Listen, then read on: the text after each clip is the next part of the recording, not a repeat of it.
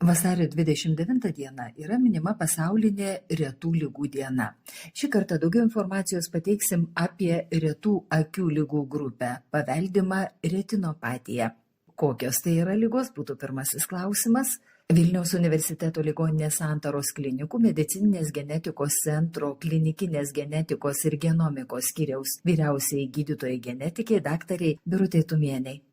Paveldima retinopatija tai ne viena liga, o kelių šimtų ligų grupė. Ir šiuo metu žinoma daugiau negu 250 su paveldimomis retinopatijomis susijusių genų. Visoms šioms ligoms būdingas tinklainės pažeidimas, pasireiškiantis regos pažeidimu, o ligos simptomai atsiranda nuo gimimo iki vyresnio amžiaus, įvairiame amžiuje. Ir gali būti statiški, tai yra neprogresuoti, bet dažniausiai dėja regos pažeidimas progresuoja ir kartais iki aklumo. Kaip perduodama šita liga ir rizika kam yra? Paveldimas retinopatijos tai genetinės, o tiksliau monogeninės ligos. O tai reiškia, kad svarbiausias veiksnys šioms ligoms išsivystyti yra kokio nors vieno geno patogeninės mutacijos. Skiriami keli paveldėjimo būdai, kurie skiriasi ir ligos perdavimo šeimoje rizika. Tai visų pirma reikėtų pradėti nuo to, kad kiekvieno iš genų, o jų žmogus turi 20 000, mes turime po 2 kopijas. Autosominės recesyvinės ligos pasireiškia tuo met, kai abi geno kopijos yra pažeistos patogeninių mutacijų. Ir tokiais atvejais tėvai dažniausiai yra sveiki, nešiotojai ir turi po vieną pažeistą geno kopiją, todėl rizika kiekvienam vaikui tokioje santuokoje būtų 25%. Kita ligų grupė tai yra autosominės dominantinės ligos ir jos pasireiškia tuo met, kai yra pažeistas vienas iš 2 genų, tai yra užtenka, kad būtų pažeista viena iš 2 genų kopijų, kad liga pasireikštų. Ir tokiais atvejais galimi 2 variantai. Arba vienas iš tėvų taip pat turi pažeistą geną ir dažniausiai tuo met turi ir ligos simptomus. Arba patogeninė mutacija atsirado lytinėje ląstelėje, spermatozoide arba kiaušialąstėje, iš kurios ir išsivystė žmogus. Mutacijos taip pat ir patogeninės siejamos su ligomis susidaro iš tiesų dažnai. Gali būti, kad šio pokalbio metu dalyjasi, tarkim, mano piršto odos ląstelės ir jose susidaro su paveldima retinopatija susijusio geno mutacija. Tačiau šioje vietoje jos neturės pasekmių dėl to, kad nebus perduotos kitoms kartoms. Na ir trečiasis paveldėjimo būdas tai su X chromosoma susijęs paveldėjimas. Šių chromosomų moteriškos lyties individai turi 2, o vyriškos lyties 1. Dėl to berniukai dažniau serga su X chromosoma susijusiomis paveldimomis ligomis, taip pat ir paveldimomis retinopatijomis. Jų mamos gali būti sveikos arba lengvų simptomų turinčios nešiotojos. Tokių nešiotojų sūnums yra 50% rizika paveldėti ligos geną.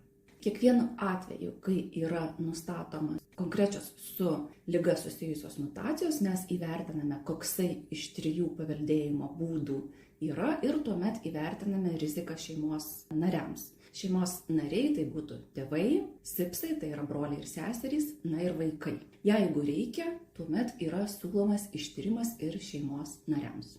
Visi tie rezultatai yra pamatomi tik tai gimus jau kūdikiui, ar galima iš anksto kažkaip užbėgti toms ligoms už akių? Tiksli genetinė diagnostika dėl tikslios ligos yra siūloma tuomet, kai mes žinome diagnozę šeimoje. Ir šiuo metu patikros kažkokios dėl paveldimų retinopatijų tikrai niekas neatlieka. Nepaisant to, visiems naujagimiams yra tikrinamas akių dugno refleksas. Ir tas taip pat yra svarbu, bet žinoma, tai tikrai nebūtinai susijęs su paveldimom retinopatijom, bet tai tikrai yra labai veiksminga aklumo prevencijos priemonė. Įvertinus riziką kiekvienoje santuokoje mes galime pasiūlyti prenatalinę diagnostiką, tai yra tikslę genetinę vaisiaus diagnostiką nėštumo metu, o taip pat Lietuvoje jau rutiniškai atliekama ir preimplantacinė genetinė diagnostika, kai po pagalbinio apvaisinimo yra tiriami embrionai ir tai yra embriono genetinė diagnostika. Koks prieinamumas tų paslaugų? Visų pirma, paveldimų retinopatijų diagnostika pagrįsta, svarbiausia, yra 2 labai specializuoti tyrimai. Tai yra specializuotas oftalmologinis ištyrimas ir svarbiausias nukreipiantis gydytojas yra oftalmologas ir dažniausiai 3 lygio oftalmologas, nes reikalinga pakankamai sudėtinga aparatūra, kad galima būtų diagnozuoti. O antras dalykas tai yra genetinė diagnostika.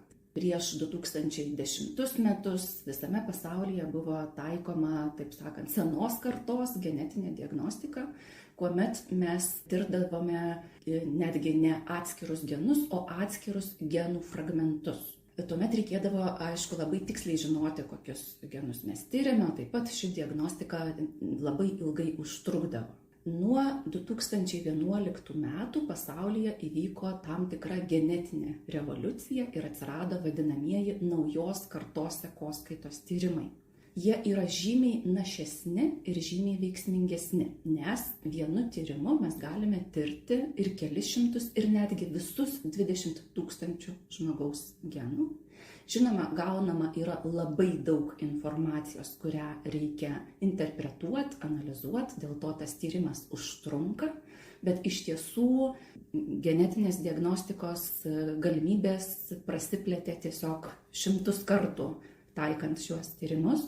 Kas yra svarbu, kad, kaip minėjau, paveldima retinopatija iš tiesų gali pasireikšti nuo gimimo iki vyresnio amžiaus, bet šiais laikais visai neretai mes ją diagnozuojame suaugusiam pacientui, kuriam liga pasireiškia jau nuo vaikystės, tačiau tuo metu tiesiog nebuvo genetinės diagnostikos galimybių, kokias mes turime šiandien. Todėl labai norėčiau paraginti, jeigu žmogui yra diagnozuota paveldima retinopatija, tarkim, oftalmologiniais tyrimais, net jeigu su šia liga jis gyvena nuo vaikystės, vis tiek nukreipti genetiniai diagnostikai, nes genetinė diagnostika gali turėti gana svarbę reikšmę ir pačiam pacientui, ir jo šeimai. Nuo mokyklinio amžiaus pasireiškusi, tačiau nediagnozuota viena iš paveldimų retinopatijų ligų pareikalavo nemažų pokyčių mūsų pašnekovės Linos gyvenime. Savo istoriją jis sutiko papasakoti pati. Gimiau visiškai sveikas vaikas, kaip mama sakydavo. Neturėjau netgi vaikiškų ligų, tikriausiai labai stipraus imuniteto. Ir po to keitės gyvenamoji vieta, perėjau į naują darželį. Tai iki to laiko buvo 100% matymas. Na, po to mokykla, 1 klasėje jau mane sodindavo arčiau lentos, kokiam 2 suole. 2 klasėje lankiausi pas medikus jau ir akinukus išrašė, bet, na, galvoju, gal čia augimas ir ten elementarios ligos, trumparegystės, Bet po to pažiūrėjau į tinklainę, kad jau ten rimtesni reikaliukai. Ir tarkim, jau 10 metukų jau aš turėjau nuo vieneto, turėjau 0,1. Na, kadangi buvo Tarybų sąjunga, tai buvo kaip tik Kauno klinikose, čia delegacija iš Maskvos tuometinės centro. Kažkokia garsti profesorė tada rezidavo Kauno klinikose ir jos buvo kaip rekomendacija, kad taikyti kas metus tokį kaip palaikomą terapinį gydymą energetiniai. ATF po junginę leidom, mišinio kokteilį į smilkinį leidom, į voką leidom, bet skaudžiausia būdavo po junginę ATF ir po to terapija vonelės per nosį, nes nervą stimuliavo. Na ir taip ir žaidėm nuo 10 metukų iki 16 metų vaikų skyriui kasmet 10 dienų, o po to jau suaugusių skyriui gal dar porą metų ir po to aš pati labiau nusivyliau, nieko nepadeda ir tiesiog. Bet tuo tarpu buvau nuvykus su tėvukais į Varšuvos Lakūnų akademiją ir tada pirmą kartą gyvenime buvo darytas tomografija tinklainės, bet juodai balta. Šiai dienai mes turime jau spalvotą ir labai, labai aukštos raiškos ir technologiniai visai kiti sprendimai. Bet tada buvo, kas man labai faina, mano dušės ramiau, kad tada gydytojas Varšuvai pasakė, nuo šitos ligos nepaksi. Užsidėjau taškiuką, kad ačiū Dievui nors tiek. Tai va, nes per tą būti nebūti, tai perėjau ar taip, ar visai užsimerks, ar ne. Bet į Varšuvą, kai važiavot, vis tiek jūs matėte dar, ar ne? Mačiau tą 0,1, pirmą eilutę, tai su tuo energetiniu, tuo terapiniu palaikymu, kasmet po 10 dienų Aš va tą 0,1 laikydavau ir tarkim mokyklą, kai baigiau, aš tą vieną eilutę ir maždaug mačiau. Skaityti, rašyti, kokiu būdu. Mokykloje, kadangi yra regimoji atmintis visiškai, tai aš matematiką, geometriją, tikslieji mokslai, fiziką, chemiją, ypač chemiją. Kas skaitydavau pati, nes man chemijos olimpiadas reikėdavo, matematika meilė, tai va. O literatūrą, tai ką, labai norėdavau, bet nebuvo techninių galimybių, tai mama tiesiog skaitydavo. Kaip jūs sužinojote savo tikslę diagnozę? Tai tikslios taip niekas ir nežinojo. Tarkim, iki genų lygmens tai visai nesenai patvirtino su gydytoja Tumienė, galutinai. Tada dar profesorius Kučinskas, tai sako, tikriausiai tai genai. O tiesiog oficiali diagnozė, kaip vaikščiodavo, kur anamnezė mano, tai kiek pamenu, makulinių sričių distrofija. O vaikui aiškindavo, kad centriniai tinklainės daly yra židinukai. Tada, kai buvo ta delegacija iš Maskvos, tai įtarė, bet irgi nebuvo 100% konstatuota, kad įtariamas Štargarto sindromas, bet nebuvo patvirtinta. Šiai dienai irgi negalima patvirtinti, nes ten tų tinklainės reikaliukų visokių yra. Dabar šiai dienai tikrai patvirtinta, kad turiu ABC4 geną. Iš kur tas genas? Iš mamos ir tėtės. Ta prasme, mamos giminiai kataraktos gal, bet šitų tinklainės sutrikimų nėra. Pas tėtę irgi nėra, bet jie yra nešiotojai. Ir aš jau turiu tikrai jį. Taip ir sako gydytojai, kad genetinės ligos pradeda reikštis apie 6 metus. Jums, kai nustatė jau mutavusi geną, kaip jūs dabar prižiūrit regėjimą? Nieko. Pagal naujausius visus čia patobulinimus Lietuvos valstybėje visos terapijos yra išimtos su mano, tarkim, ligos kodu. Anksčiau buvo. Aišku, tai yra labai reikalinga. Mikroregėjimo palaikymas, tai man tai yra labai daug. Savo galimybę visą laiką stengiuosi prižiūrėti. Ir a priori, tarkim, visas gyvenimo būdas, mityba, darbo poilsio režimas, sportas, visa emocinė, viskas sistemiškai veikia. Tiesiog labai reikliu savo. Bet jums yra kažkokie tabu, ko negalima daryti? Iškelta hipotezė, kad aš nieko negalėjau daryti. Vos ne iki tiek, kad numirti gali vaikas, bet aš dariau viską, tiesiog per save lavinimą. Aš šokau 10 metų, dainavau, tarkim, aš dariau visą tai, ką daro sąlyginai normalūs žmonės, geriausiais rezultatais. Šokau, dainavau, muzikinis išsilavinimas, 3 diplomai universitetiniai. Aš pirmiausia save turiu jausti, nes iš šono kažkas kažką gali tik tai, gal rekomenduoti ar galvoti, kad man tinka. Bet ar man tinka, tai tik aš pati iki save tiek jaučiu, kad žinau. Viskas labai iki smulkmenų sudėliota, bet kiekvienas išėjimas į visuomenę, tai tiesiog yra didelis stresas, nes aš turiu labai susikoncentruoti. Viską numatyti. O visko numatyti negali, bet aš stengiuosi, nes, tarkim, logistiką susidėlioti ir, tarkim, jeigu kažkur tai eiti, tai numatyti, koks galėtų būti pastatas, kur ten, nežinau, duobės, nedobės, laiptai, nelaiptai, ar tai bus ar nebus, bet stengiuosi save lavinti. Ilgas ieškojimų kelias nebuvo paprastas. Lina svarsto, gal susirgusiem būtų lengviau, žinant, kokia tai liga. Taigi, ar yra simptomų, kurie leistų įtarti šią sveikatos problemą? Tuo telefonu pasiteiravome Santaros klinikų gydytojos oftalmologės daktarės Rasos Trupaitės Šileikienės. Gimstama visą laiką su tuo defektyviu genu, bet mažuma tų ligų pasireiškia tik gimus. Dauguma vis tik tai vėliau, tai gali būti vaikystė, jaunystė ar netgi vėlesnis amžius. Ir įvairovė yra didelė, priklausomai ar tinklainės centrinė dalis, ar periferinė pažeidžiama. Jeigu yra periferinė tinklainės dalis pažeidžiama, labiau pasireiškia pablogėjusių matymų prieblandoje, siaurėjančių akipločių ir tik vėliau blogėjančia rega. O jeigu centrinė dalis, tai aišku, viskas prasideda nuo regos pablogėjimo. Ir tarkim, yra tokia Štargarto liga, pati dažniausia centrinės tinklainės liga. Jinai iki tol visiškai sveikiems žmonėms, dažniausiai baigiant mokyklą, studijų pradžioje, ta rega staiga krinta iki maždaug 10% ir tada, aišku, būna daug streso žmonėms, nes jeigu dar neįstojate, reikia pergalvoti visą savo profesinį kelią, kaip toliau gyventi, nes tos galimybės smarkiai sumažėja. Tėvai, aišku, gali pastebėti, ar kad vaikas bijo tamsos, sakykime, jeigu pablogėjusi prieblandoje yra matymas.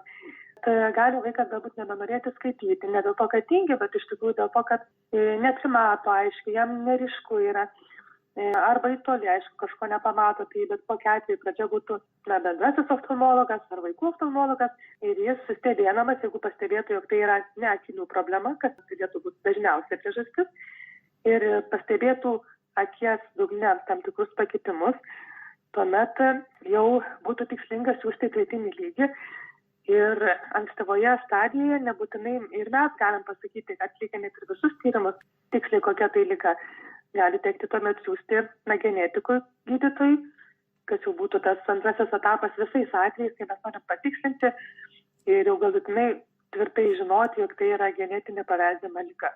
Labai svarbu, kadangi tai yra paveldimas ligos, žinoti savo šeimos genealogiją, žinoti, ar yra sergusių paveldimomis akių ligomis. Gana dažnai pacientai žino, tai tokiu atveju, žinoma, jie labai tikslingai gali kreiptis ir ištirti ir mažesnius vaikus, ar nėra būtent tų pakitimų tų pačių.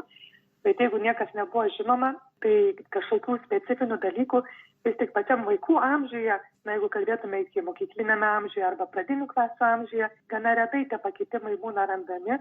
Ir tos ligos išvengti dėja nepavyksta, nes tai yra vis dar didžioji dauguma tų ligų yra nepagydomos. Tai tiesiog jau tada nebent šnekėtume apie tai, ką mes nustačius galime padėti pacientui palengvinti gyvenimo kokybę. O kokius tyrimus atlieka oftalmologai, kurių rezultatai leistų nukreipti pacientą genetiko konsultacijai? Ar yra tokių tyrimų? Patikrinam regėjimą, apžiūrim tiesiog visą akį, dar specifiniai prisideda kaip spalvinio matymo tyrimai, nes prie kai kurių ligų spalvinis matymas sutrinka. Akipločio tyrimą būtinai turėtume atlikti.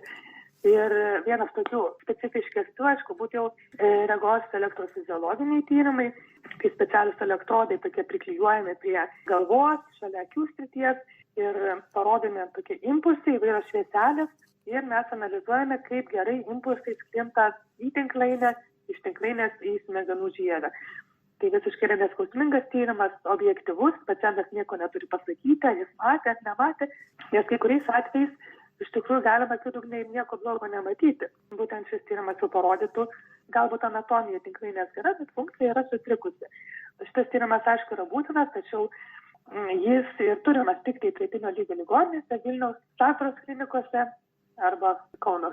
Šiek tiek atstatyti regėjimą galime, bet turėti įtakos pačiam procesui jau ligos, kiek ta tinklainė pati vyksta, tam įtakos turėti negalime. Kokios tikėtina pagalbos sergančiajam? Specifinis gydymas, diagnozavus paveldimas retinopatijas, iš tiesų galimas labai retai. 2017 metais registruota buvo genų terapija, pradžiai Jungtinėse Amerikos valstijose, po to Europoje. Tačiau, aišku, dažniausiai specifinis gydymas toksai, kuris iš esmės keistų ligos eigą, nėra įmanomas. Bet kokiu atveju simptominis gydymas, stebėsena tikrai yra galima ir kokia nauda pacientui diagnozavus ligą, tai kad jam yra suteikiama informacija, kokia yra numatoma ligos eiga, kokia galima prognozė, šita informacija yra labai svarbi. Taip pat yra labai svarbu, kad galima įvertinti genetinę riziką kitiems šeimos nariams, kaip jau minėjom, pasiūlyti prenatalinę preimplantacinę genetinę diagnostiką, jeigu šeimos pageidauja ir jeigu reikia. Na ir iš tiesų neretai pacientams palengvėja vien dėl to, kad jie atsikrato nežinomybės. Tas kelias iki diagnozės nustatymo retų ligų srityje, jis netgi turi savo pavadinimą, jis vadinamas diagnostinė odisėja, dėl to, kad jis labai ilgai užtrunka, vidutiniškai 5-6 metai apskritai retai ligai, bet paveldimoms retinopatijoms turbūt, kad niekas nepaskaičiavo. Ir visą tą laiką dažnai pacientai ir jų šeimos gyvena nežinomybėje. Neretai jie netgi susigalvoja arba pradeda kaltinti save, tarkim, kad kažką netaip darė nėštumo metu ar panašiai. Tai vien dėl to, kad mes nustatome diagnozę, jiems labai neretai palengvėja šitą nežinomybės našta. Na ir paskutinis dalykas, ką norėčiau paminėti kaip naudą genetinės diagnostikos, tai yra tai, kad pacientai gali susiburti į specifines pacientų organizacijas. Iš tiesų, medikai, jie žino medicininius ligos aspektus, bet kaip gyventi su ta liga diena iš dienos, kaip spręsti kasdienius rūpesčius, tai šią informaciją turi kiti pacientai. Ir jiems tas susibūrimas labai yra naudingas. Na ir kai kuriais atvejais taip pat yra klinikiniai tyrimai, vėlgi jie yra pagrįsti genetinė diagnostika. Tai yra tik tai su tikslia genetinė diagnoze galima įtraukti atitinkamą klinikinį tyrimą. Kokia pagalba kompetencijos centrų?